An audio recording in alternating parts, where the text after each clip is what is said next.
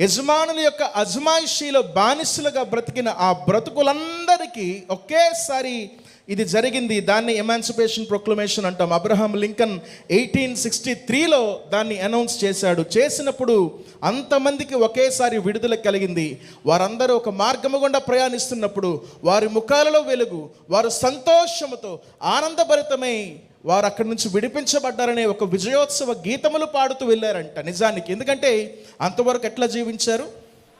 బానిస బ్రతుకులుగా జీవించారు. ఈరోజు నీవు నేను కూడా పాపానికి బానిసగా ఉన్న మన బ్రతుకులను మన యజమాని అయినటువంటి యేసయ్య మనలను విడిపించి సంతోషం వైపు నడిపించాడు. ఈరోజు ఆ సంతోషములో, ఆ రక్షణ ఆనందములో మనము నివసిస్తూ ఉన్నామా లేదా అన్నది ప్రశ్న. మరి ఈ నివసిస్తున్న ఈ సంతోషము ఎక్కడితో ఆగిపోయేది కాదు, కానీ ఇది చిరకాలము ఉండేది.